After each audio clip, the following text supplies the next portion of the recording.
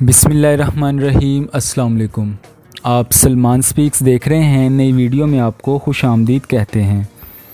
بنی اسرائیل کی حالت حضرت موسیٰ علیہ السلام کی پیدائش سے پہلے یہ تھی کہ یہ لوگ فرعونیوں کے خادم تھے۔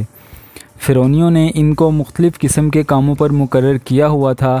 کچھ لوگوں کو تعمیر کے کاموں پر لگایا ہوا تھا اور کچھ لوگوں سے ہل چلانے کا کام لیا جاتا اور کچھ لوگوں سے کھیتی باڑی کے مختلف کام لیے جاتے۔ کچھ لوگ فصل کی کاشت اور کٹائی وغیرہ کے کاموں پر مقرر تھے۔ اس کے علاوہ بنی اسرائیل کی عورتوں سے اس طرح کام لیے جاتے جیسے لونڈیوں سے کام لیے جاتے ہیں، یعنی گھریلو تمام کام ان کے سپرد ہوتے۔ سوت کاتنا اور سلائی بنائی وغیرہ کے کام ان عورتوں کے ہی سپرد تھے۔ چنانچہ قرآن پاک میں اللہ تعالیٰ نے ارشاد فرمایا، اور ہم نے موسیٰ علیہ السلام کی ماں کو الہام فرمایا کہ اسے دودھ پلا، پھر جب تجھے اس سے اندیشہ ہو تو اسے دریا میں ڈال دے، نہ ڈر اور نہ غم کر، بے شک اسے ہم تیری طرف پھیر لائیں گے اور اسے رسول بنائیں گے۔ آپ کی پیدائش سے پہلے ہی آپ علیہ السلام کی والدہ کے دل میں یہ بات ڈال کر یقین کرا دیا گیا تھا کہ پیدائش کے بعد تم بچے کو دودھ پلاتی رہو۔ جب تمہیں فرعون کے جاسوسوں سے خطرہ لاحق ہو یا بچے کے رونے وغیرہ سے پڑوسیوں سے تمہیں خطرہ ہو تو بچے کو دریا میں ڈال دو، ہم اس بچے کی حفاظت کریں گے اور تمہاری طرف لوٹا دیں گے اور اسے رسول بنائیں گے۔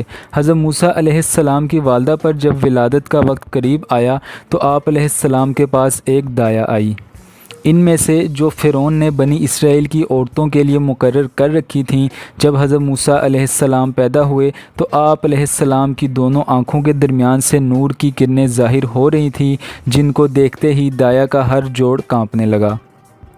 اس کے دل میں حضرت موسیٰ علیہ السلام کی محبت ڈال دی گئی۔ اس نے کہا، اے عورت، اے اس بچے کی ماں، میں تو اسے قتل کرنے کے لیے آئی تھی، لیکن مجھے اس سے شدید محبت ہو چکی ہے، اس لیے تو اپنے بچے کو محفوظ کر لے۔ وہ دایا یہ کہہ کر چلی گئی۔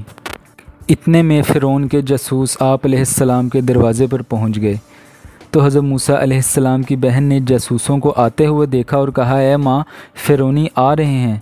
آپ علیہ السلام کی ماں کو کچھ بھی سمجھ نہیں آ رہا تھا کہ کیا کریں، ہوش و حواس جا رہے تھے۔ بچے کو ڈر کے مارے کپڑے میں لپیٹ کر جلتے تنور میں ڈال دیا۔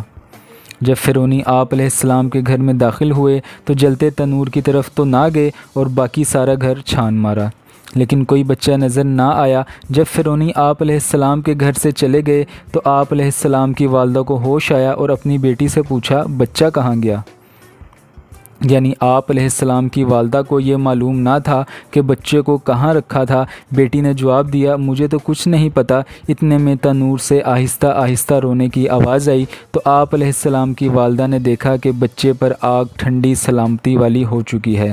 انہوں نے بچے کو تنور سے نکال لیا۔